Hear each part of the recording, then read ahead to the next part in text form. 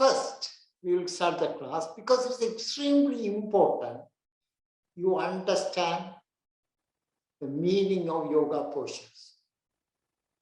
There's no point of saying a yoga posture without really knowing what it is. I will tell you the mythology later on. Because first thing, there are some Sanskrit word, it will keep repeating again and again and again and again. Few. So you got to understand, because you can't, nobody knows. I don't know anybody who knows every Sanskrit word. Right?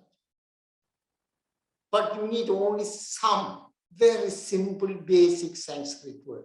One is the numbers. You don't need all the numbers. One, you need number one, which is eka. Eka means one. Eka means one. Eka pada kalavasana. Eka pada rajakaptasana. You will find all the time eka srasasana. Eka pada srasasana. Right? So eka, one. You don't need two, three. Try, trikonasana. Put Trisuli, Trimurti. There are three goddesses, three gods, three goddesses. Three. Chatura, four. Chatura, Chadura, Tanda, Anga, Chadura, Tanda, Anga, Chadura, Tanda, Chaduranga, Tanda Asana. Chadura, Anga, Tanda Asana. Chatura. Pancha, very important. Pancha Vayus, 5 Vayus. Pancha is 5.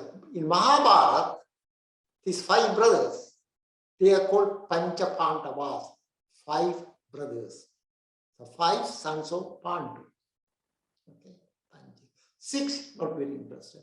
But the 7, very important, Sapta Rishis, the 7 sages. There are 7 sages, extremely important sages. They are immortals. So they are Sapta Rishis. Sapta, 7. But don't get confused with Supta. Supta means sleeping. Supta Kurmasana. That is sleeping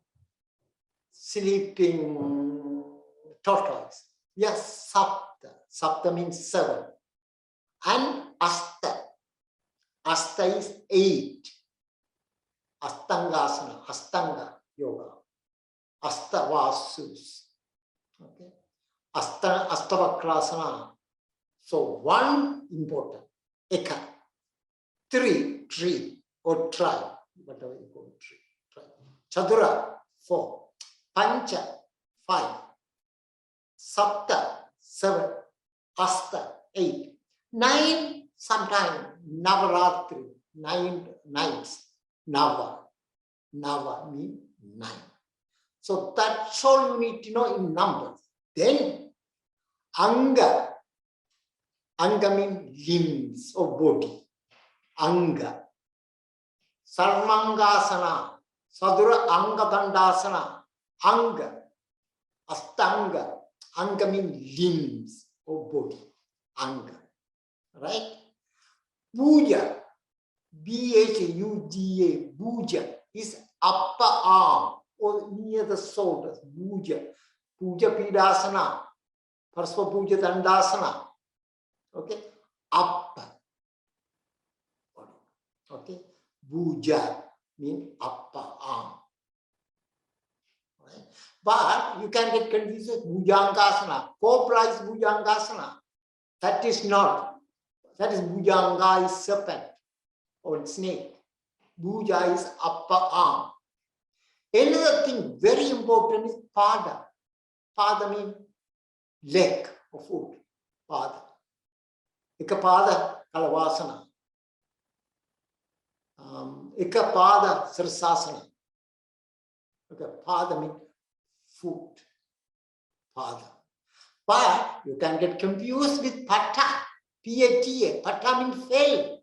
Patanjali. Fell. Patanjali is fell. Pada. P-A-D-A. It is P-A-T-A. Pata is fell. Pada means food.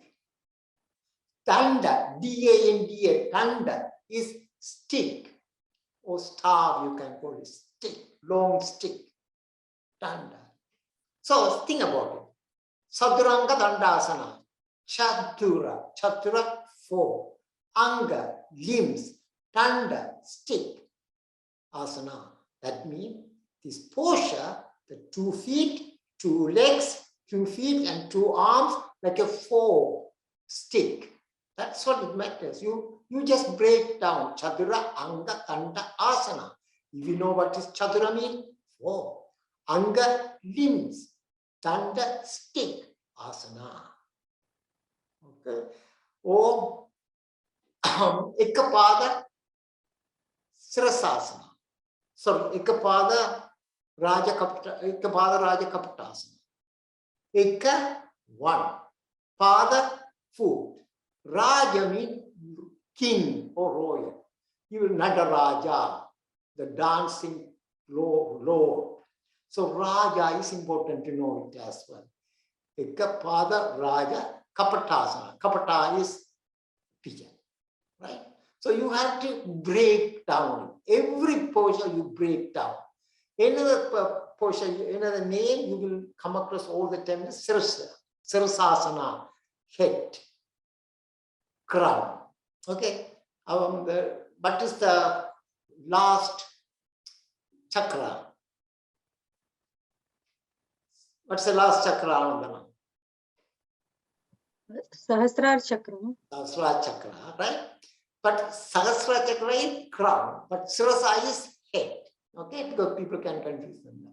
Ekapada Sirasasana, 1 leg behind neck. Ekapada Sirasasana. Okay, or Sirasasana, headstand. But at the same time, they don't completely translate. Like take shoulder stand.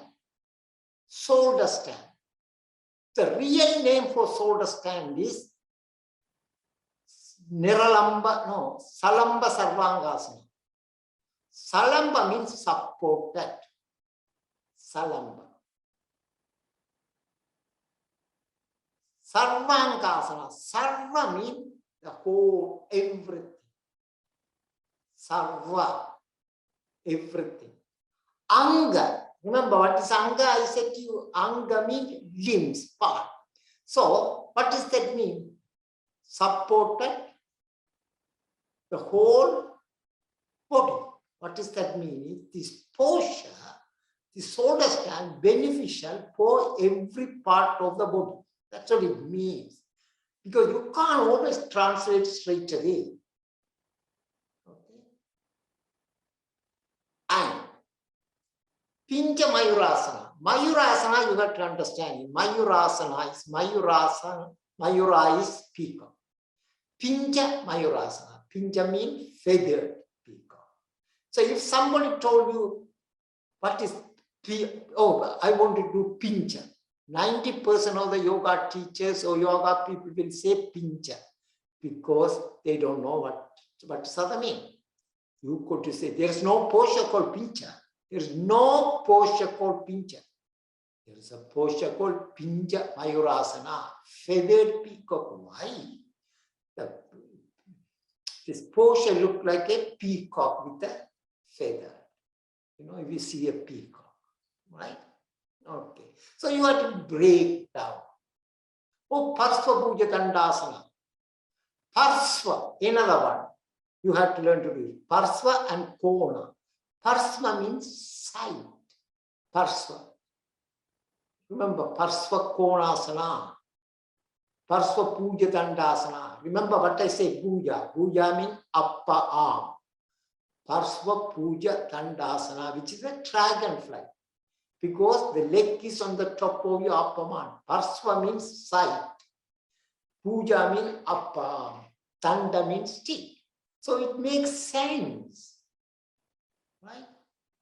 Now, it is slightly you have to understand some Sanskrit word and memorize it. Now, but actually I am going to talk about the yogic postures and the mythology and some philosophy. Not all the postures to have philosophy. So the first one is everybody should know, everybody should definitely know is Virabhadrasana, which I think everybody knows. Here, who doesn't know Virabhadrasana, the story and mythology? Maria, you know Virabhadra, the story. I know Mano, but not as detailed as you explain. Okay. I might forget the names and. All right. Yeah. Anandana knows. Michael, you know Virabhadrasana? No. Tamara, you don't know. Okay. Who doesn't know? Vinny knows. Faris doesn't know. Vidya, who is Virabhadra? You don't know. Okay. Sylvia doesn't know very well. Sweta knows. Emily doesn't know. So I will tell you because this is the most important portion. Sometimes it is difficult to understand, but at the same time, Virabhadra is very, very close to me. It is a personal thing for me, Virabhadra, because our village, when I was growing up, until I came to this country, every village has their own temple and own god. My temple in my village is Virabhadra, and my personal god, my family's personal god is Virabhadra. So that is Virabhadrasana 1, Virabhadrasana 2, Virabhadrasana 3. Lots of people doesn't know, Risha, why Bhadragali is involved with Virabhadra?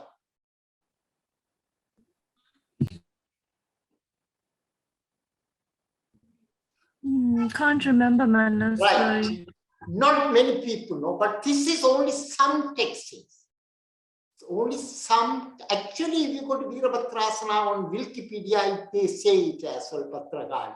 If you go to Bhadragali in Virabhadra, in the Bhadragali in Wikipedia, I think they will say Bhadragali is involved with Virabhadra in some. Actually, that you know that there's a series Mahadev in TV, you know, Indian channel Mahadev, and that TV program, Bhadragali is involved with Virabhadra. I will tell you why. So I will tell you both versions. Right. As you know, there was a king called Daksha. He is the what we call Manoputra of Lord Brahma. They came, Manoputra means mind sons. There are sons some sons came from Lord Brahma's mind. Lord Brahma doesn't have biological children, but they came from his mind. Daksha is one of them. So he's extremely powerful, he is a sage, and he's also a king. He has many children, all women. He has many women children. And 27 of them married to who? 27 of the children, girls married to Shiva. Moon King. No. Soma, moon. Remember, that's the reason Lord Shiva has a moon on his hair. Crescent moon. 27 of these girls married to moon. Krishna. Shiva. Right? Right. So what is the story? So Daksha has so many children, girls. And one of the girls is called Shakti. S-A-T-I. Shakti. Right? Who is Shakti? She is nothing but Divine Mother. The Adi Parasakti. The one beyond time. The one everything came from her. Even the gods came from her. Shakti, Divine Mother. But she was born for only one reason, one purpose, to marry Lord Shiva. Because that's the way it should be. It's the prophecy. She should marry Lord Shiva. So she was born to Daksha. So from the small age, she was obsessed devotee of Lord Shiva. She said, I will marry only Lord Shiva.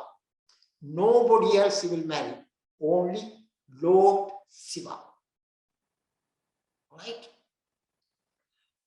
But Taksha didn't want it to happen. Why? Taksha wanted her to marry a god, but a wealthy god. He looks wealthy. He looks properly.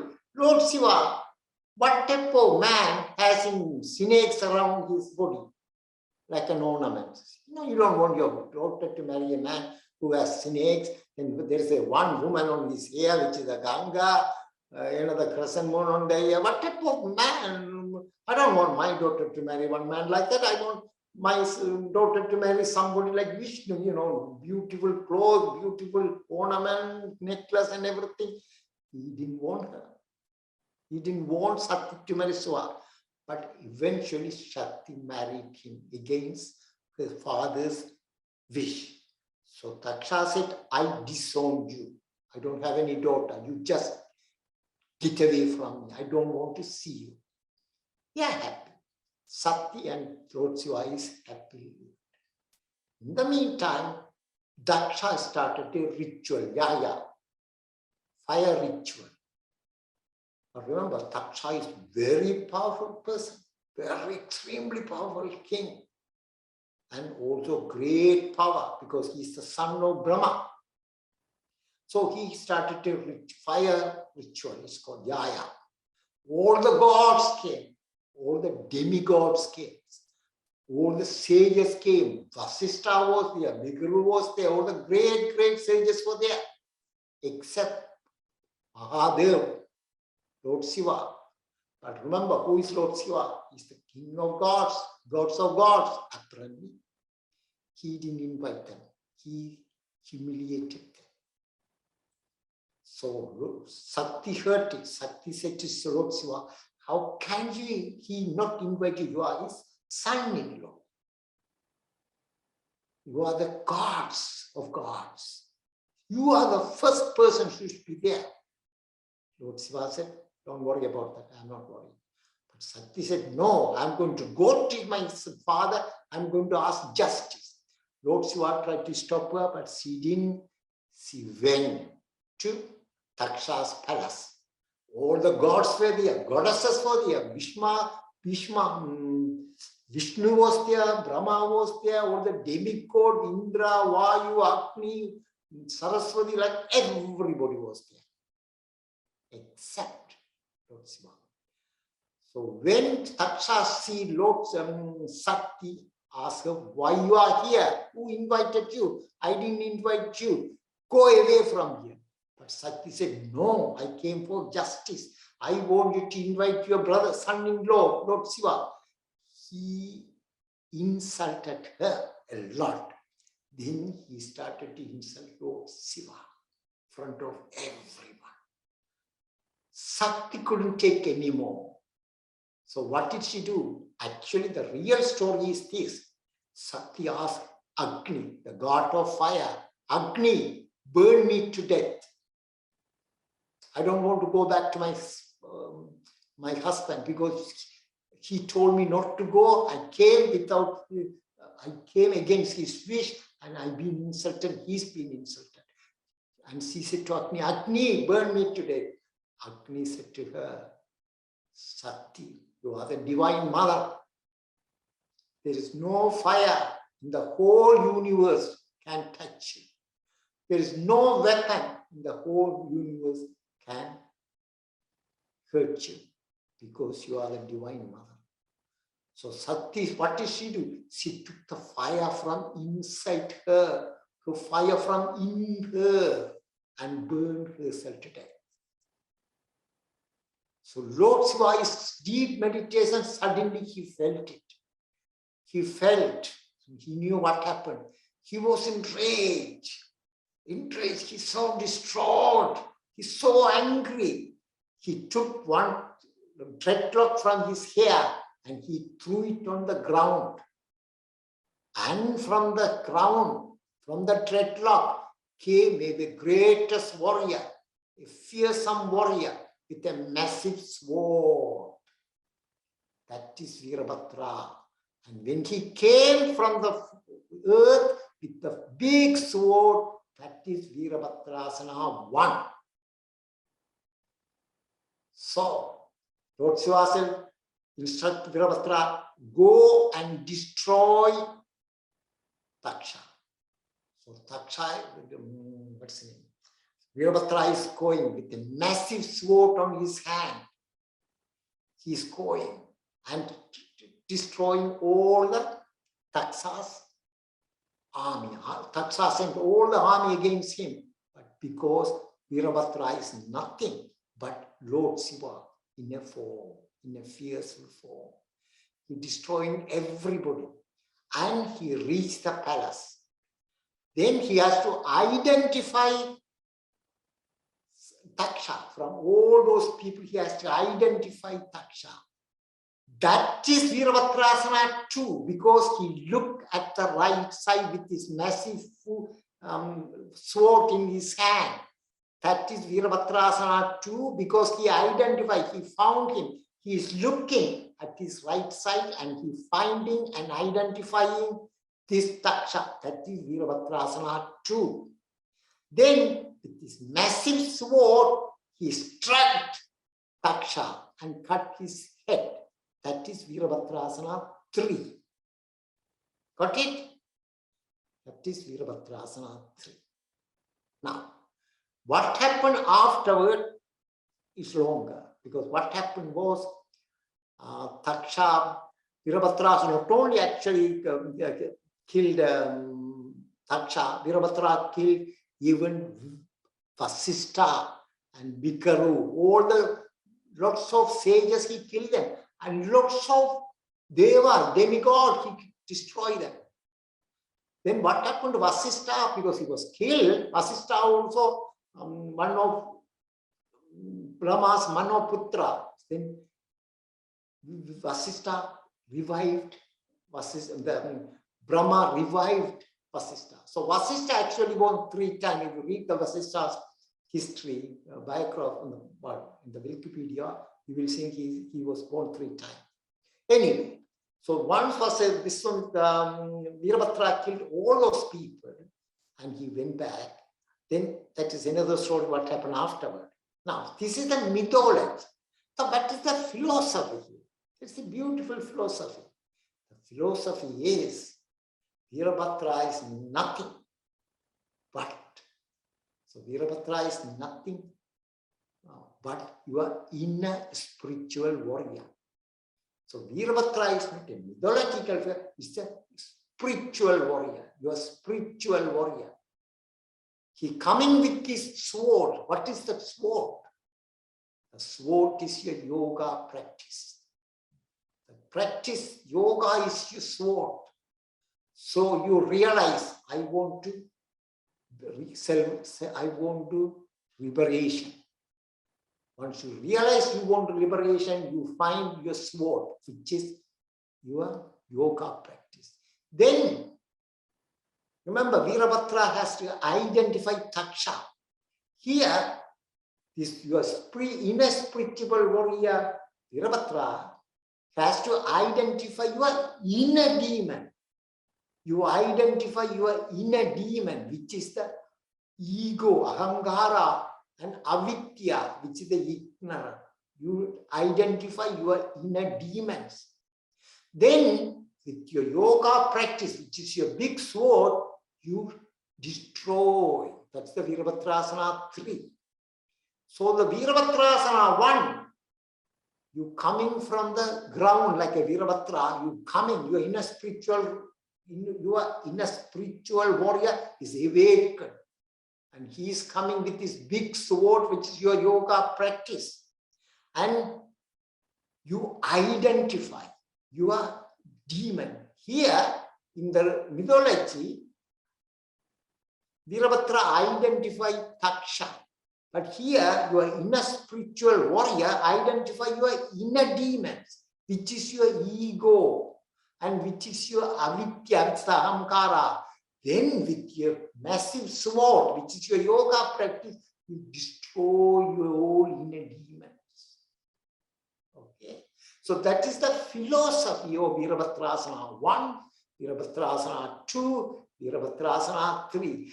That's the reason when you do a Virabhadrasana 1, 2, 3, I always say, feel the intense of this posture because he is a warrior. Virabhadra, Vira means warrior. Bhadra is friend, is your warrior friend. So Virabhadrasana is one of the most intensive posture. You could feel it. There are books, there are magazines, people doing the Virabhadrasana, and there is a picture of Virabhadra, and there is a sword on his hand, massive sword on his hand, right? So Virabhadra, that's the Virabhadrasana 1, Virabhadrasana 2, Virabhadrasana 3. Okay? Very important postures. Right, that is one. Second, it is even more beautiful. Bharatvayasana. Bharatvaya. Who doesn't know what Bharatvayasana is? Okay, Ananda, just do the Bharatvayasana. I will explain to you exactly. Bharatvayasana is half lotus. Bend your other knee behind. Touch out of the toes. Bring the other hand in. Under your knee. Yeah. That's it, Bharatvayasana. There are two versions, but this is the standard version. Bharatvayasana. So what is Bharatvayasana? Who knows Bharatvayasana? I think most of you know, but I will still explain to you. I will explain to you clearly. Bharatvayasana. Maria, do you know Bharatvayasana? I think I know from you. Okay. Yeah. Michael, you don't know. Obviously, Tamara, you don't know. Sylvia don't think you know. Winnie, you know. I explained to you so many times. But I still, Vidya, do you know Bharatvayasana? Right. Bharatvayasana. Name after the great sage called Bharatvaya. So what is the story about Bharatvaya? Bharatvaya is a great scholar. A great scholar. He reads all the time. Great devotee of Lord Shiva. But he's more involved with this scripture, reading the scripture all the time, acknowledging, accumulating so much knowledge about this portion, about the Vedas and all the scripture, not only Veda, Prana, Sutra, everything. He's reading and reading and reading, praying, reading, praying, learning, praying, learning. Great scholar. So he thought, right, I learned so much, always learning Vedas and always praying. So when I die, I am going to be born again. I will be realized. I will be merged with Lord Shiva, will take me. So he is on his deathbed. He is on his deathbed, waiting for Lord Shiva to come and take him. Okay, he is waiting for Lord Shiva to come and take him with him. Lord Shiva didn't come up. Lord Shiva didn't come up to take him. He's so disappointed. So he died. And he was born again. When he was born again, he remembered everything his last birth. So he started to read again, praying, learning, praying, always with Veda. And he's on his deathbed. Now he said, Lord Shiva definitely will come and take him. Lord Shiva didn't come. He's so disappointed. He died. So he was born again. So he is reading again and again, praying. And in the end, he is in the deathbed. He is asking Lord Shiva, why you can't take me with you? I've been praying you all the time. Please come and take me. Lord Shiva appeared in front of him. So Bharatvaya said, oh Lord Shiva, at last you have come to take me with you. Lord Shiva told to Bharatvaya, I am not here to take you. So Bharatvaya asked, why? Why you are not going to take me? Lord Shiva said, Bharatvaya, wait and watch. He went outside. He took some sand in his hand. He took a handful of sand from outside of Bharatya's house and showed to Bharatya, Bharatya, this handful of sand, only a handful of sand. That's what you learned on your first birth. Then he threw it away and he brought another handful of sand. He said, Bharatya, this handful of sand you learn on your second life. Threw it. He went out and got another handful of sand. He brought to him and said, Bharatya, this one you learn in this life. Then he said to Bharatya, Bharatya, can you see there's a big mountain? There's a big mountain closer to Bharatya's house. Lord Shiva said, the knowledge is like a mountain. Right? To learn your knowledge, full knowledge, you need to be born not even thousands and thousands of life. You cannot learn fully. Then he said to Bharatya, Bharatya, there is nobody here I know who has more knowledge than you, who learn more than you. But, listen to me carefully, by the way, but who benefited from your knowledge? Did anyone here in the world benefited from your knowledge?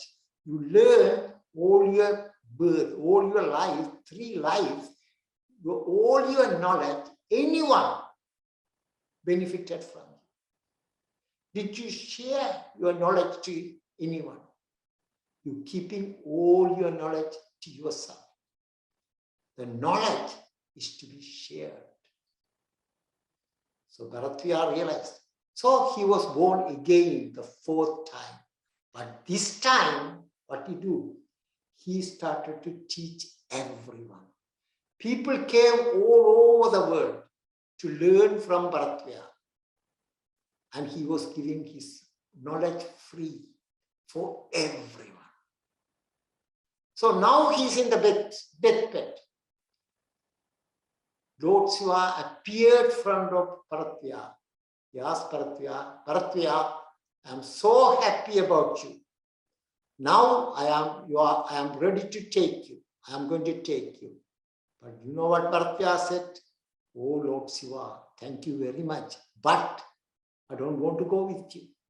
I realize how happy I am when I share my knowledge with all these people.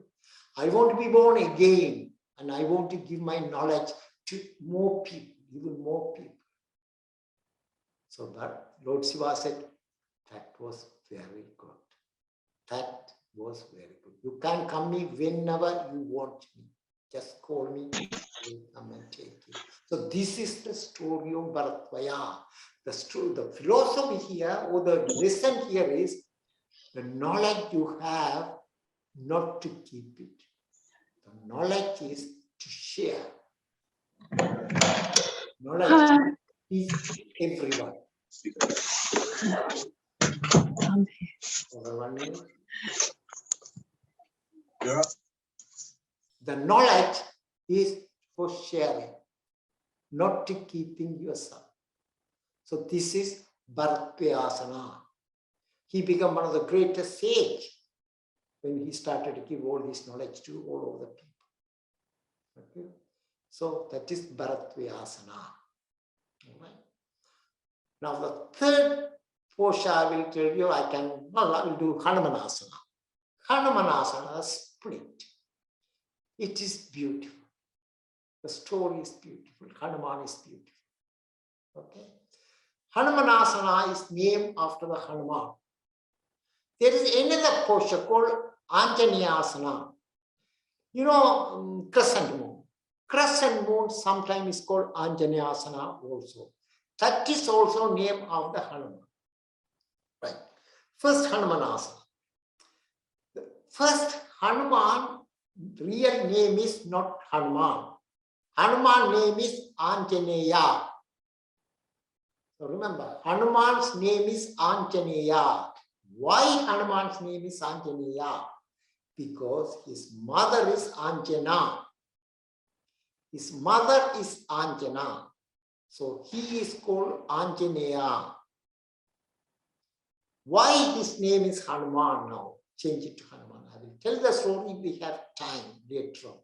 The story of Hanuman, and why he is monkey in a way. There is a story also why he is monkey, right? But first, why Hanumanasana?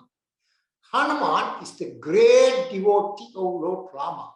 There's nobody more devotee of Lord Rama than Hanuman, the greatest devotee of them all. And he was born with the blessing of Lord Shiva and Vayu, the god of wind god, right? Some people say, some texts say he is really the son of Lord Shiva, right? But most of the texts say he is considered as son of Vayu, the wind god, right? I will tell you a story, his birth, some point, maybe today or if we have time, right? But he was born with the blessing of Lord Shiva, but Vayu, the wind god, had a big part. He played a big part, right? So Hanuman has a great power, great strength, extreme strength, and extremely powerful person. But his real power came from his devotion for Lord Rama. Who is Lord Rama? He is Vishnu. Lord Rama is the avatar of Lord Vishnu. So his power came from his devotion. He is the greatest bhakti yogi. He is the greatest bhakti yogi, which is Hanuman. Right. The story is this. There are two stories about this Hanumanasana. I will tell you both stories. The first story is this. Lord Rama's wife Sita is being kidnapped by the evil king Ravana from Sri Lanka. Evil king Ravana. Why he kidnapped her, that is another big story, because if I keep on telling the story, it will take half an hour at least. I will tell you when we do the split next time. Okay, the story why Ravana kidnapped, how did he kidnap and everything. But one thing just learned that Ravana, evil king, wanted Sita because she's extremely beautiful. Sita is really Goddess Lakshmi, was born as Sita. She was so beautiful, Ravana lusted after her. She kidnapped her from India, in this side of the India to Sri Lanka. And there's between Sri Lanka and India, there is an Indian Ocean. It's not a big, it's like, I don't know, how many, 36 miles, something like that. Or 12 miles, I forgot it, how many miles between those two, right? So in the end, okay, the two stories. First story is, so Ravana has taken him to Sri Lanka and put her in the prison. So Sri Ram was asking people, how can I tell to Sita that I will come and rescue her? But they are in this side of the Indian Ocean. Ravana is in the other side of the Indian Ocean. How can you run unless you build a bridge? Then Rama told to Hanuman, Hanuman, you can do it. I will give you my ring. Show that ring to Sita, tell her, I will come and rescue her. So Hanuman took the ring, and remember, he is on the one side of the Indian Ocean. Sita and Sri Lanka is the other side of the Indian Ocean. So what did Hanuman done? He made himself massive. Why? Because two things. First, his bhakti yoga. His devotion to Rama will make him to do anything. He became a god actually because his devotion for Rama. It is the pure Bhakti Yoga. He made himself massive. He opened his legs so wider. Like a split, we do the split. Like that, so wider. And from one side to the Indian Ocean, he had a great leap. It's a leap. Great leap to the other side of the Indian Ocean. That's what Hanumanasana is. You open it completely, the legs. Now, what it says is, when you are in the Hanumanasana, it is extremely hard. Your crying is hurting you. But the devotion, when you are in the deep devotion, close your eyes, focus on your breathing, and in the deep devotion to you, to your body, and to your divine, all the resistance is melting away. Just like Hanuman, with his bhakti, his devotion, overcome all these obstacles. Overcome all these obstacles because the devotion he had for Lord Rama. So we, the yogis, with our determination, with our devotion, closing your eyes, focusing on your breathing, as you keep on stretching, all the obstacles, all this resistance in your crying will melt away. This is the Bhakti Yoga. Hanumanasana is about Bhakti Yoga. Right? That is the first story. The second story is the battle is going on between Rama and Ravana. So one of the Rama's poisoned arrow hit Lakshman, which is Rama's brother. And all the doctors said, he's going to die. Lakshman is going to die because it's the poisoned arrow on his chest. But they say there is one, they can be cured. There is a herb in a mountain in a Himalaya. There is a herb, but time is short, very, very short. Who can bring it like that so fast? So Lakshman is going to die. Hanuman said, I will do it. What did he do? He took massive, he became massive and opened his leg, massive leg, and jumped with like this split. He opened his leg and jumped to come to the mountain. But the problem is, the mountain has so many herbs. Hanuman doesn't know which herbs which. Only a doctor will know. So what did Hanuman do? He took the whole mountain in his massive hand and flown with the mountain in his hand. You will see, if you go to Google and type Hanuman flying with mountain, you will see the picture. He's flying with a mountain in his hand, and he brought the whole mountain. Of course, the doctors found out which mountain they want and cured Lakshman. So that's the second story. Both stories are same because he opened his legs and he leapt. His great leap of Hanuman. Every time they both thought he could do it only because of one reason, because of his devotion, the massive devotion to Rama. One of the story is,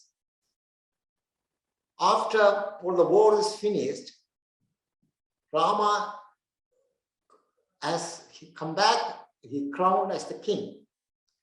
And Sita, he knows Hanuman's devotion to Rama. He gave one of the priceless pearl necklace to Hanuman. But what Hanuman did? He took the necklace and break it everything and threw it. He looked at it, every pearl, and threw it away.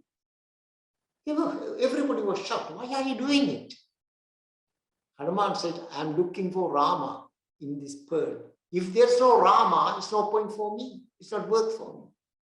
So they asked him, so you mean to say you are really, really the greatest devotee of Rama?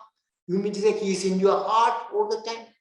You know what did Hanuman do? What did Hanuman do? He tore his chest, physically tore his chest. He tore his chest physically. And what do they say inside? They say inside the miniature version of Rama and Sita in his chest, in his heart. So he tore physically open and all the blood is coming. They could see the miniature version of Rama and Sita. Then he closed his heart, all the blood's gone away, and he is healed completely. So that is the devotion of Hanuman. Hanuman is Bhakti Yogi. The Hanumanasana is Bhakti devotional posture. Okay. Other posture. What is the other posture we are going to say? Let me think. Vishwamitrasana. I said so many times Vishwamitrasana. Maybe I shouldn't say yet because I said so many times. I'm not say Vishwamitrasana.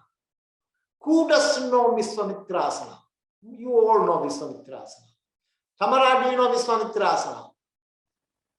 No. Michael? Maria? You know it, right?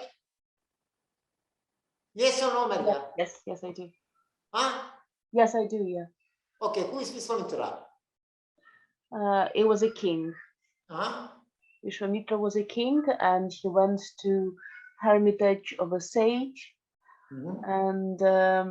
And that was that cow he wanted. Okay.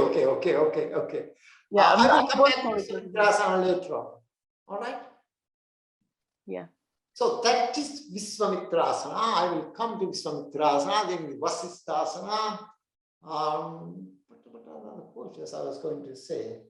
Anjaneyasana, I will have to tell you Anjaneyasana. Manu, Ekpada Galvasana?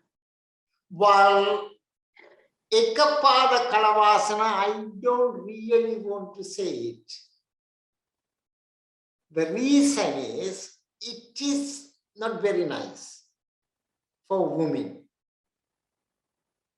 Actually, as I told about 1 month ago, 2 months ago, I think, I was reading in internet, I read all the papers. One of the Indian papers is an article about Ekapada Kalavasana. They wanted you to judge about the portion. Right? Ekapada Kalavasana.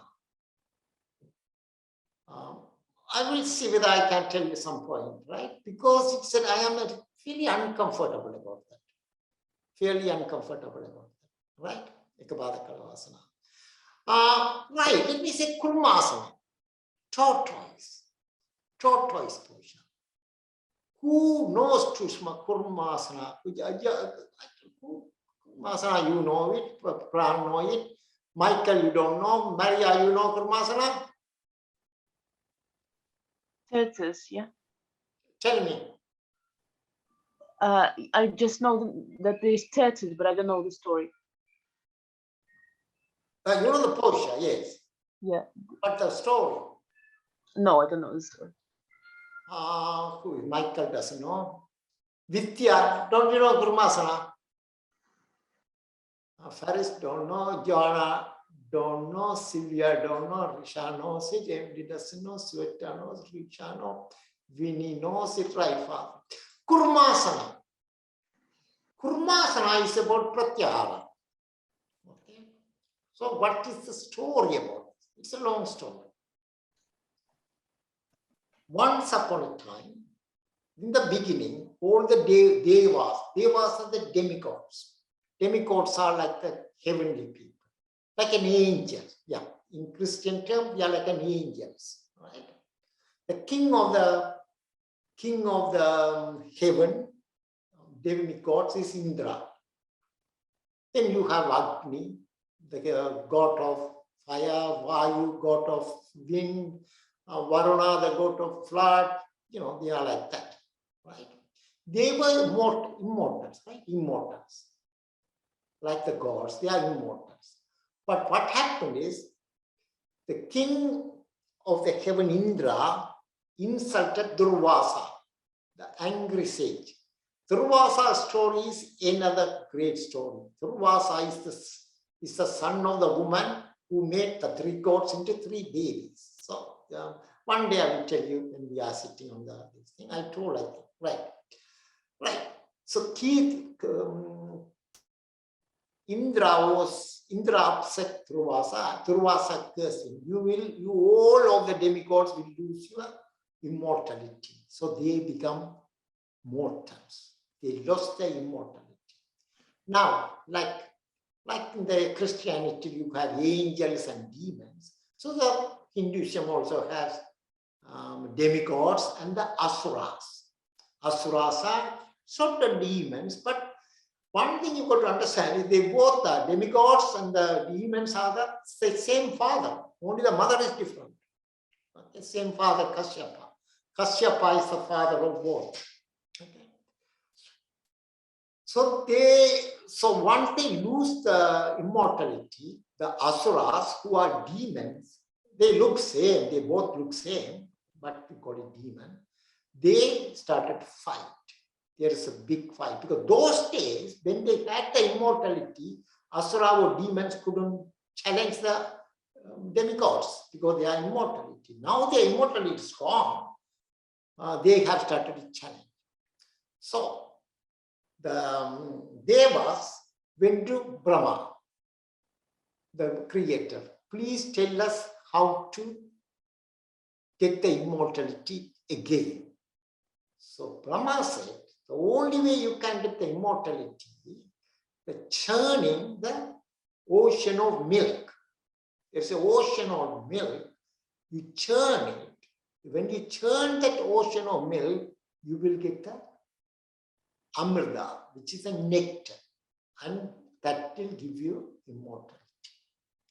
So they decided to churn the ocean of milk. To churn it, you could have a rod and the rope, right? The rod, you could have an extreme strong rod. So what they decided to choose this great mountain called Mandara, I think. I forgot the name. I think the Mandara mountain as a rod. You could have a rope now. To get the rope, they decided to use Vasuki. Vasuki is the king of the snakes. King of the snakes. Vasuki is the same snake in Lord Shiva's neck 3 times. That is Vasuki. The same Vasuki they decided to use as a rope. But you need very strong. So what they decided is, they can, one side of the Vasuki devas, other side they need somebody else. What they say, they went to the demons. Look, we are going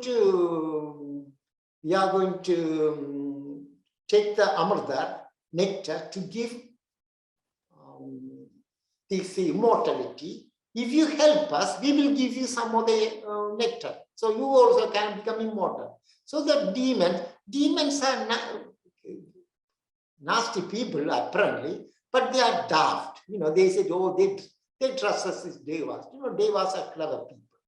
They trusted. They said, okay. So the one side asuras, who are the demon, one side deva. So they started to chant the ocean of milk.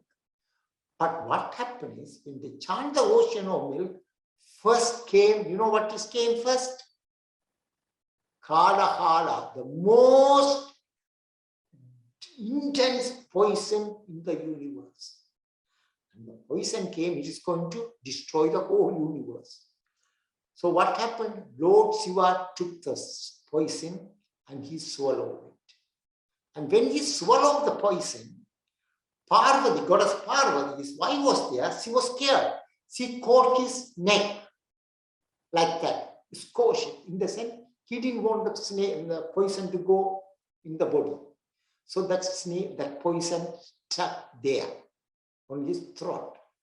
So if you see Lord Shiva's picture, lot of Lord Shiva's pictures, photos, you will see he has a blue here. Or you can go to Google and check Lord Shiva with blue throat. It will show you. So he is called Neelakanda. Neela means blue, Kanda means throat.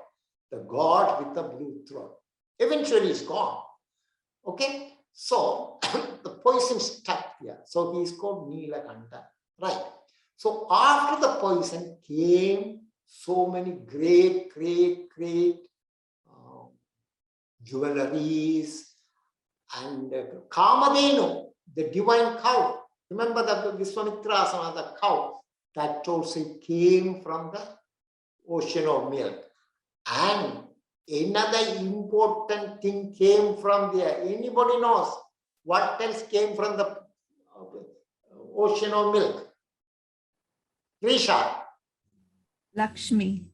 Lakshmi, goddess Lakshmi came from the ocean of milk. And that's what she is called. She is called Kadal Mahal, Kalai Mahal, Kadal Mahal. Why? She is the daughter of sea. She is called the daughter of sea. Lakshmi came from the ocean of milk. Then came the nectar. Right? Before that, what happened is, when they were charming, what happened is the weight of that mantra, this mountain was so hard, it started to sink. The mountain started to sink. So nothing can be done. So what happened? Lord Vishnu took an avatar. This is called Kumbha. What's the name? What's the name? Come on, quickly. Kurmavatar. Kurmavatar. Kurmasana. Kurmasana. Ah. He took the Kurma avatar like a giant tortoise. A giant tortoise. He took that avatar of a giant tortoise and he went under the mountain and he was holding that mountain. Right? So eventually the nectar came. And then what happened after that, that is big story. We have to tell, some of them I'll tell you because I don't want to say the whole story. So that is the Kurmasana. Kurmasana is the name after Kurma, which is the tortoise. This giant tortoise, Lord Vishnu's avatar. There are 10 avatar of Lord Vishnu, like Rama, Krishna, so many things. And this is one of his avatar, Kurma Avataram. Now, Kurmasana, what it reminds you, Kurmasana? What is remind? Okay, let me see. What is Kurmasana? When you see somebody in Kurmasana, look at it carefully. Your eyes fully closed. And you are focusing on your breathing. You don't know what is happening outside. Kurma, think about the kurma, the tortoise. When somebody takes the tortoise, what it does, it brings everything inside. Withdrawal. Withdrawal. Kurma is, tortoise is about withdrawal. This is the 5th limb of Astanga Yoga. 8 limbs of yoga. You bring all the senses inside. So when somebody do Kurmasana, really, you bring all your senses inside. That's the right way of doing the Kurmasana. Your eyes fully closed. You don't hear what's going on outside. You bring your senses inward. Only you, the breathing and the posture, they all become one. Kurmasana, especially when you do Supta Kurmasana, it is, you could even see everything inside. If you look at the Supta Kurmasana, the sleeping tortoise, everything inside. Withdrawal. Kurmasana is about withdrawal. Okay, so Kurmasana is about withdrawal. It is fifth limb of Astanga Yoga. Fifth limb of Astanga Yoga. Kurmasana. Supta Kurmasana. I'm not going to tell the story of Ikapada Kalavasana. Maybe at some point I will tell you when you all are ready, because it's not a nice story. But on the other hand, you have to make your own judgment about this. About this one. Okay? So I am not going to tell. Even when I did the teacher training, I told them I don't want to tell about that. Right? Then there are stories about, everybody knows Matsyendrasana anyway. I don't think anybody here doesn't know Matsyendrasana. Everybody knows Matsyendrasana. Yes or no? Matsyendra. Because it's a standard one, every teacher training they tell you, I think, Matsyendrasana. Okay, let me see. Don't tell me Vidya, don't tell me you don't know Matsyendra. You don't know Matsyendrasana. Matsyendra. Anandana no, Faris no, Faris doesn't know, I don't think so. Sylvia doesn't know. Anandana no, Risha knows so many times. Emily doesn't know. Who else? Is it Maria? Do you know Matsyendrasana? Matsyendra? No, I don't know, man. No. Okay, Matsyendra. Matsyendra means Matsya is fish. Matsya is fish. Matsyendra is lot of the fish. Right? Lot of the fish. So what is Matsyendrasana? Actually, there are 2-3 versions here. So I am not going to bored about it. There are some versions so boring, I don't even bother about them. But this version is standard version. So I will tell you. The first yogi is, who is the first yogi? Lord Shiva is the first yogi. His first student is Goddess Parvati. Okay. So one day, Lord Shiva decided to teach Parvati the philosophy of the real yoga, not the posture. Apparently, the first posture Lord Shiva taught Parvati is the tree posture, I've been told. I read it so many places. Anyway, so he decided to teach Parvati everything about yogic philosophy, in the sense he's talking about real yoga. So they went to the river, by the river, and sat down on the side, and he was explaining to Parvati the yogic philosophy. But as I know, I don't want to be sexist now. I don't want to be sexist, but it's a normal thing is, women don't like to listen. When the husband says things, they don't want to listen. You understand? They expect the man to listen everything they say. You know, the typical thing a woman says is, oh, you don't listen to me anymore. But we do listen, men. But women don't want to listen. So, Parvati was not interested at all what Lord Shiva is telling. She was thinking about, I don't know, maybe what other goddesses wearing, what type of necklace they are wearing, you know what I mean, right? Okay, she was not interested. But there is a fish inside the river. That fish was so interested what Lord Shiva was talking about. So he keep on listening.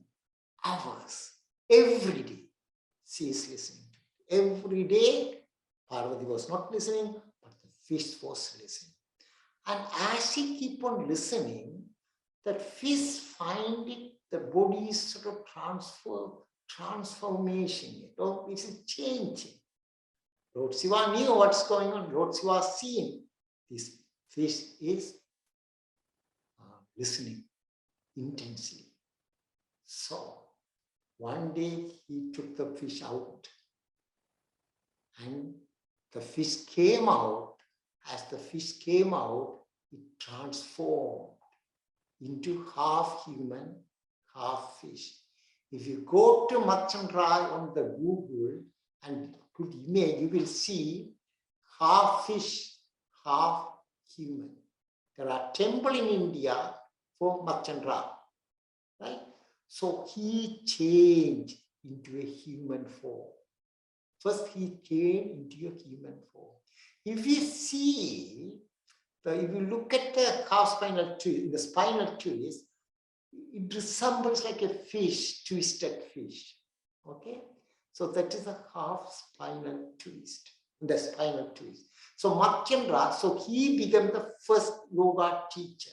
Machandra became the first yoga teacher. Okay, so that's what he says, Machandra, fish, lord of the fish. Okay, there is a lot of stories about him, but that is too much for you to ask. Right? Now, another portion I wanted to talk about this is, because I become emotional when you talk about this portion. It is the Astavakrasana. Astavakrasana. Asta means 8. Vakra is not straight. Vakra means not straight. Who doesn't know? Java, you know Java, because I told in the school class. You know it. Michael doesn't know. Maria, you were there when I talked about it. You know it. No, I wasn't there, no. I only Prano. know the meaning, but I don't know the story. Okay, let me show you. Let me tell you. Right. Now, this Machandra, this Astavakrasana story is a beautiful story, but it's an emotional story. There are 2-3 versions. One version, the one version I'm going to say is from the south, but the north there is a little bit different, that Astava going to this jungle and all sort of things and so many other versions. But this version is fairly spicy version. So I will tell you this version. Okay? A quick version. Then I will tell you another 1 or 2 versions, 1 or 2 stories. Asta means 8. Vakra is crook. Crook means it's not straight. So you could say it's a disabled. So what is? If you look at Astavakrasana, Astavakra in the Google, the image, you will find a boy, very young boy, but very, very disabled boy. He's with a walking stick, right? So what happened? There was a king called Janaka. If you don't know anybody, if you know Hinduism, if you know Ramayana, Janaka, you can't miss it. Janaka is the father of Sita. Sita, the wife of Lord Rama. He ruled a kingdom called Midula, and his name is Janaka. So Sita, sometimes called Janaki. Sita, sometimes called Janaki, right? He has so many gurus. One of his gurus, I actually forgot his name. This is the thing, it's not coming into my mind now, but doesn't matter. One of the scholar, right? Great scholar. This scholar, because he's so much great, people come all over the world to study for him in his house, in his ashram, you could call him, right? One day, because these scholars, what they do is when they are at home, they always recite the Vedas. Always recite the Vedas, mantras, all sort of things. One day he was in a, all of us have a bad time. So we sit down and, bad time, down, feel tired, mentally, physically. He was in that situation. He was mentally tired, physically tired. But he still was reciting his mantras. But what happened is, because he's tired, he was reciting wrong way. He was telling lots of things wrong. Suddenly, he heard somebody laughing and correcting him, his words, correcting, like, you are doing wrong, that is not the way to say like that, similar like that, not exactly similar like that. He was looking, he shocked, he was looking, he couldn't find anybody. Only his wife is there. Very, very pregnant wife, heavily pregnant wife next to him, slightly, they are doing some work. Then he started to reciting again. Again somebody laughed and corrected him. Then he turned. Remember, he's a great scholar, so he's a sort of divine knowledge, divine insight. Then he realized the voice coming from his wife's stomach, because the baby in her wife's stomach is the one who is correcting. He's so angry. He got so angry. He cursed. He said, "You will be born with so much disability." And in the time the baby was born, that baby was born with disability in 8 places. They call him Astavakra. The boy with disability in 8 places. So the boy is called Astavakra, and very severe disability. The father hated him. He hated him so much. Very much father hated him. He didn't want to know that boy. And the boy is growing. Remember, all this father was great scholar, people coming from all over the world to study under him. But he will never teach his son. But what Astavakra does is, once he started to learn, from his small age, he'll hide behind the trees and listen to his father's talk. Then when the father is not there, he will go and take all the father's book and read and read and read. Now he's reached around 12 years. Okay, he's reached around 12 years. But some texts say 14 years, some texts say 16 years. I would say around 12, 13 years, say, okay? He reached 12, 13 years. So he, in the meantime, there's a scholar, another great scholar, going all over the India and debating and defeating all the other scholars. Nobody could stand him because he is so good at debating. He is defeating everyone. So this but next day, next day, he is going to come to Midulai to debate with the Janahan's scholars. So in the meantime, his father got up, because he is going to be one of the person he's going to be the main person who is going to debate with that great scholar. So the father got up early and is going to the palace. So Astavakra, remember, father doesn't want to see him normally. So Astavakra always hide from his father. So Astavakra waited until father gone. This time his father gone very early. See, Astavakra went to his mom. Mom, where is father gone very early? So mother said, oh, there's going to be a great debate. Your father is debating. So that's what he had to go early. Astavakra said, oh, mom, I want to go and see it as well. Please, can I go? Mom said, you can go, but how are you going to go? You can't walk properly. He said, it's okay, mom, I will go. He can't ride a horse, he can't do anything. He has to walk, only with the walking stick. So he is going. Slowly, he is going to the palace. In the meantime, the debate started. And Astavakra's father lost heavily. They all lost heavily. That man, the great scholar, defeating everyone. So they all being defeated. So by the time Astavakras go to the palace, it's too late, they all defeated, and the scholar is so rude, so arrogant, and he's telling to the king, king, is it anybody who can challenge me in your great kingdom? What type of kingdom you have? I thought you have a great kingdom. Look, nobody is going to challenge me. Nobody want to challenge him. So Janahan, the great king, look at these scholars. Please, surely somehow you should be able to challenge him. Nobody wanted to challenge him. They know what will happen. So in the meantime, Astavakra went and he listened the king's words, and he listened to that great scholar, arrogant, ego words.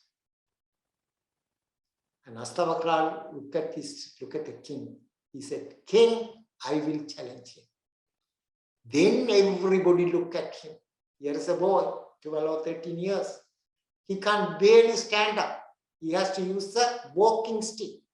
Disabled in 8th place. Very young.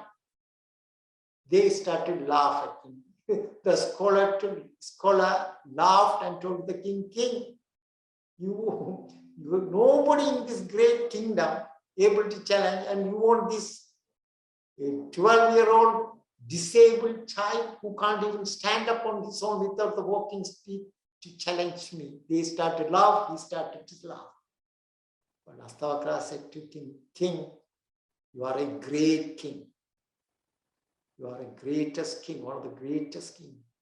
Why don't you give me a chance, please?" King Janahan looked at that boy. Remember, King Janahan is the mother or father of Sita. Sita is who? Who is Sita? Lakshmi, the goddess Lakshmi. Right? And he said, "Okay, nobody want to challenge him. There is something in the boy." He said, "Okay, try it." So he went, Astavakra. The Janahan said to the scholar, "Okay, now you ask the question to Astavakra." The scholar, he laughed and he went in front of him and asked question. First question. Astavakra answered without thinking. He asked the second question. Astavakra said, "Don't even bother, just open his mouth." All the answers came. Every question the scholar threw at him, he answered. Now, the scholar doesn't know what to do because he doesn't know what any other question he want to answer. Then Janakan said to the scholar, "Now, let Astavakra to ask questions." Because he answered all your questions. Now it is Astavakra's time. Then Astavakra asked the first question, and the scholar couldn't answer it. And king asked the Astavakra, "You answer the question, you explain." And Astavakra explained. The scholar came, knelt in front of Astavakra and told him, "You destroy my ego. You humbled me.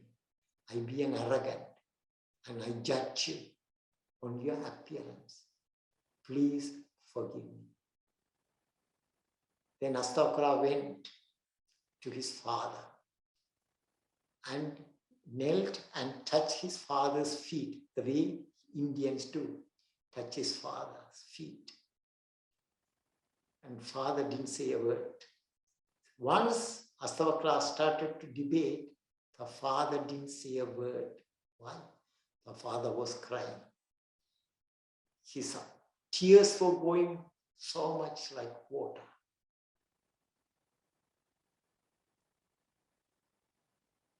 And Astavakra on his father's feet, kneeling and touching his father's feet and putting his eyes like that. Because for the son, father is like a god. And his father took him up and hugged him and told him, "Please, please, please forgive me. Please forgive me." And his tears going all over the Astavakra's body. "Please forgive me." He's begging. And as his tears falling all over Astavakra, suddenly Astavakra's disability is gone. He turned into a beautiful, handsome young man. Because father's curse is released by his tears, washed his curse away. Then Astavakra's father told to Janakan, king, please accept Astavakra as your guru. And from then onward, Astavakra became the guru or one of the guru of King Janaka. So he became one of the greatest sage ever, Astavakra. He became one of the Sapta Rishi. Sapta Rishis means 7 rishis, 7 great sages who was supposed to be immortal. He became one of them. Okay. So this story, what this story tells us, the yogis come in any shape, any age, in any gender.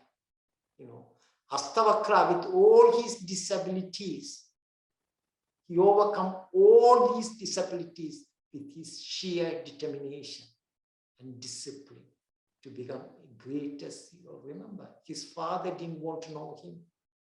He hated him. This is the story of Astavakra.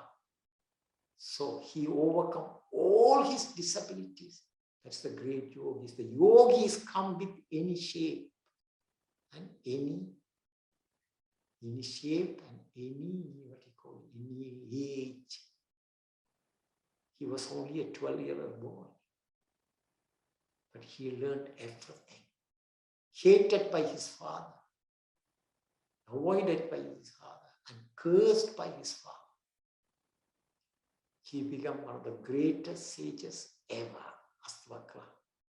If you look at the Astavakrasana, it resembled 8. If you look carefully, it resembled 2 round. It resembled an 8 also. It resembles an 8, number 8. That is Astavakrasana, one of the greatest stories ever told. Astavakrasana. Who does know Vishwamitrasana? I may tell Vishwamitrasana, or I may tell Bhakasana. Bhakasana, Astavakrasana. Okay, I'll tell you Vishwamitrasana because I know you all did it. Bhakasana, you all did it. Wait a minute, there are so many other things I wanted to tell you. Okay, I will tell you why Anjaneyasana. Anjaneyasana is crescent moon, same name, and the same portion. Sometimes they say chakras, Anjaneyasana is, what do you call it? What do you call it? Chandrasana, right? So what is Anjaneyasana? Anjaneyasana, name after Anjaneya, the Hanuman. So this story tells why Hanuman got the name. This is the last one, right? Hanuman got the name. How Anjaneya got the name Hanuman, right? As I told you, the story is this. There was a woman called Anjana. She's a celestial woman. Celestial woman means, so you have about 5 minutes, 10 minutes, I will finish that. So there was a woman called Anjaneya. She's a celestial woman. Celestial woman means she is from the heaven. Once she came, this is only a text. Sometimes some texts say this story. Okay? So once she came to earth and she seen there's a monkey is meditating, right? But actually this is not a monkey, is meditating in a forest. Because she came to earth from the heaven to visit earth and she went to this forest, enjoying the forest. She's in a monkey meditating. But that is not actually a monkey. It's the great sage. He took the monkey form and meditated. So she started to laugh and she threw stone at the monkey. Monkey is meditating like that. So the sage opened his eyes and she cursed her. You will become a monkey. He turned that monkey, the sage who was meditating like a monkey, he turned back to sage in a human form and he cursed her. You laughed at me, you threw stone at me, now you are going to become a monkey. So she realized his fault. She said, please, Swami, please forgive me, take the curse back. But the problem with curses are you cannot take it back. You can modify it. So he said, okay, I can't take the curse back. What can happen is, when you have a son, you will get your human celestial body back. So she was praying every day, Lord Shiva, please give me a son, please give me a son, please give me a son. Right? In that time, if you remember Ayodhya, in Ayodhya, Dasharatha, the king of Ayodhya, Dasharatha, he didn't have any children. So he was going all over the god places, temples, and praying for children. And he did a lot of this ritual, fire ritual. And the Lord Shiva decided to give him a mood to have children. Right? So what happened was, one of the sages came to Lord, what's called, Dasharatha, and gave him some rice or prasadam, you could call prasadam, right?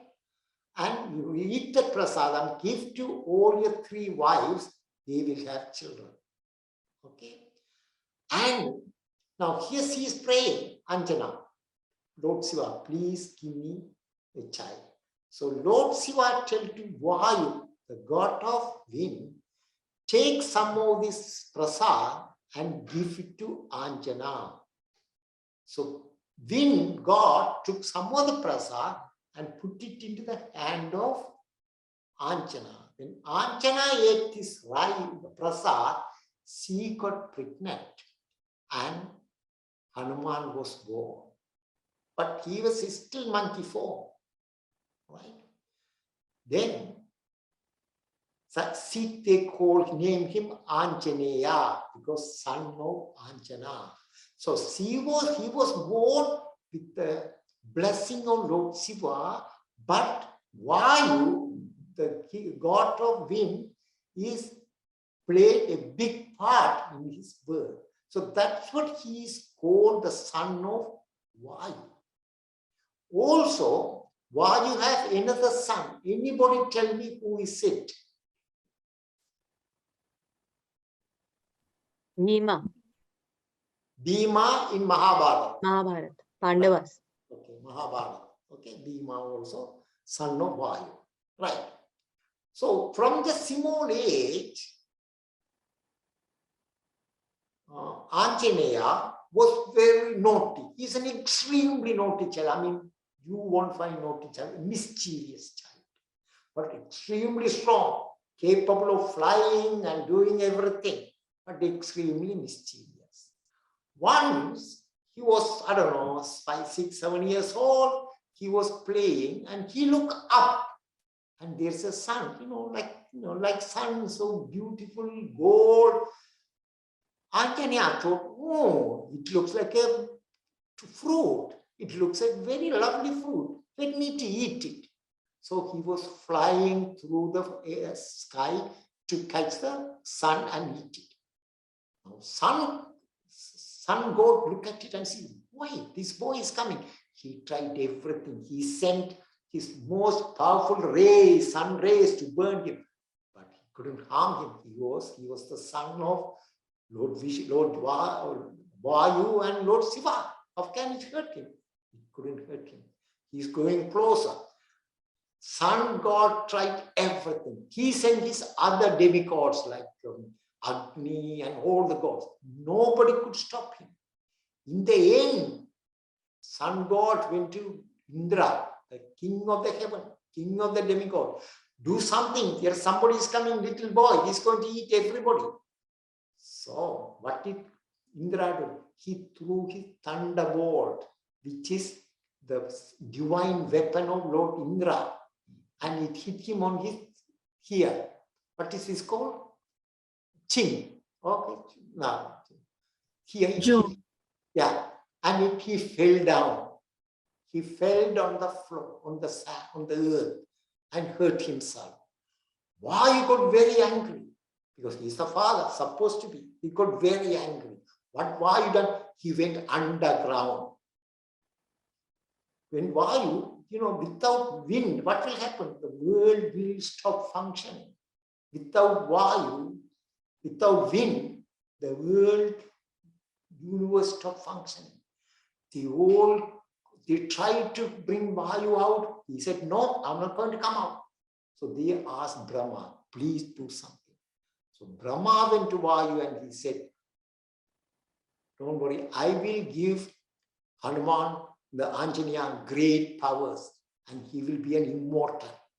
I will give him the power of immortal and give him lots of weapons.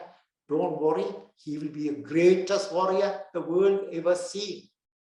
Then Vayu came up, right?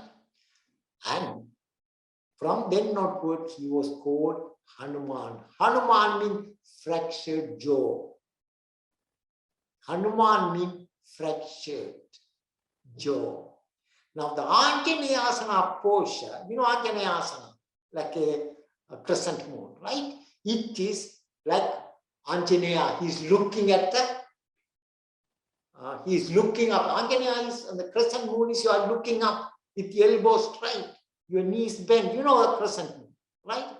That posture is named after Anjaneya because that is the way Hanuman look at the sun and try to fly through it. That's what he's looking up. Hanuman is in the Anjaneyasana or crescent moon, he's looking up with the elbow straight. Okay. That is named after Hanuman. Hanuman, the real name is Anjaneya. The posture named after that particular story. Anjaneyasana is Hanuman is going through the sky to catch the sun and eat it. So this is Hanumanasana. So when you are in the Hanumanasana, imagine this is Hanuman, the great mischievous boy. All right. Right, we are late. If you want, I will tell you one more story, quick story, which is Balasana. If anybody want to know it, it is a story of Balasana. Bala means child. It takes you another 3 minutes, that's all. Bala means child, a baby. Balasana is named after Krishna when he was a child. Right? Right, the story is this particular story associated with Balasana. But when Krishna was a little boy, little baby, when I say baby, I don't know, 5 years, something like that, 6 years, right? He's very naughty. His mom, remember one thing, Krishna was brought up by Yasoda and Nanda, not his original biological parents. There is a reason why they are not original biological parents. It's another big story, right? So just understand he's brought up by Yasoda and Nanda.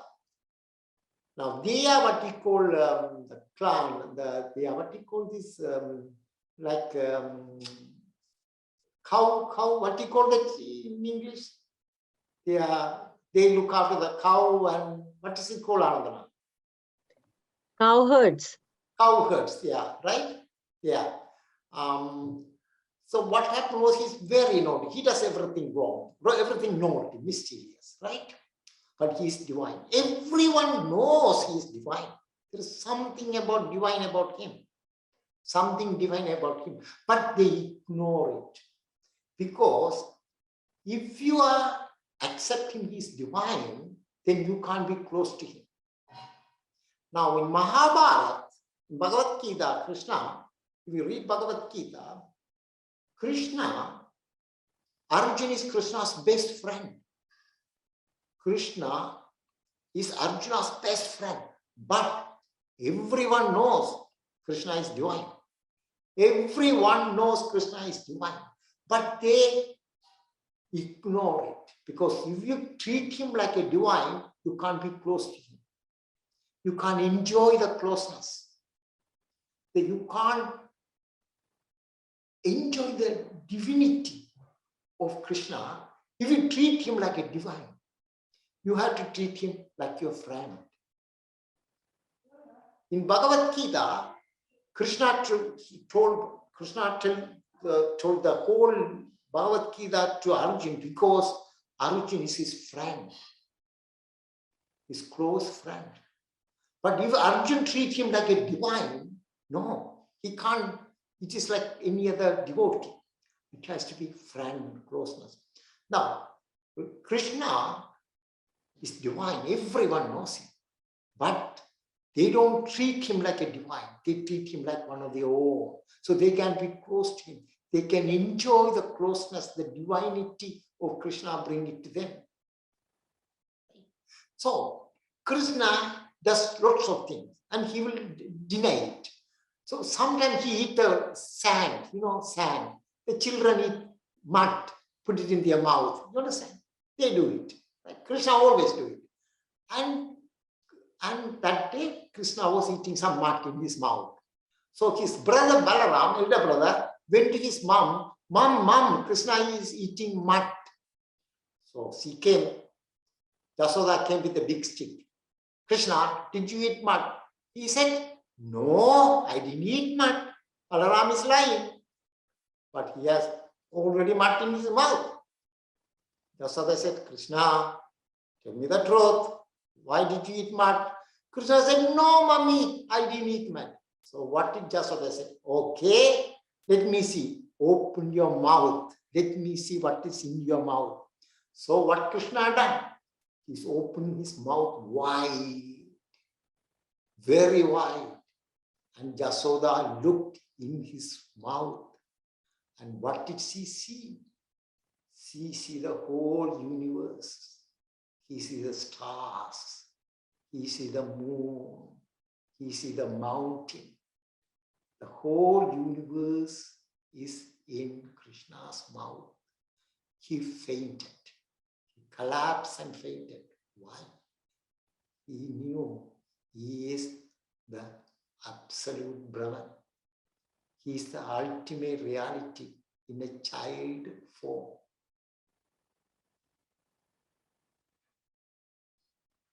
But when she got up, she asked what happened. She couldn't believe it. She forgot it. Because who is Krishna? Krishna is the ultimate reality, the Nirguna Brahman, but in a child form. Now, here, to be closer to the divine, you got to be friend with the divine. If you read Bhagavad Gita, the translation of the Bhagavad Gita, he says in the first chapter, to be closer to the divine, Arjuna was able to see the divine form of the Krishna, because the Krishna in the end showed him the true form. In the end of the Bhagavad Gita, Krishna showed Arjuna the real form of him, which is nobody see. Even the greatest sages ever seen it. Even the demigod haven't seen the real form of Krishna. They seen the Krishna, the who is Krishna is the ultimate reality, because Arjuna was so close to him as his best friend. Here, in Bala, in a little baby boy, all these people are very close to him, so they could see his divinity. Even though they know him, who he is, in a way, but they just ignore it. Because of that, they were able to see his divinity. Like a Bhagavad Gita, only Arjuna could see who really Krishna is. Even the gods, even the demigods, even the Indra or Vayu, they never seen the true form of Krishna. All right. Okay, let's just finish it up. Thank you very much for them. As I told you, it will take years to talk about it, and hours to talk about it. I will tell you about the Kalavasana in the class when we do in the box split, but you can judge yourself. You can judge yourself. Sorry. Okay, so thank you very much. I will. Thank you, Manu. Thank you, I Manu. will see you all. Thank you. Thank you. Thank you. Bye. Thank you, Manu. Thank you. Bye-bye. Manu, even Sanjay saw the divine avatar of Krishna, because Sanjay, who was giving the narration to the Yeah, Dhritarashtra, that's right. Yes. even he saw. Yes. Okay, can I answer the phone? Thank Bye, you. Manu. Thank you. Okay, Bye. thank you very much, everyone. Thank you, Manu. Bye. Bye.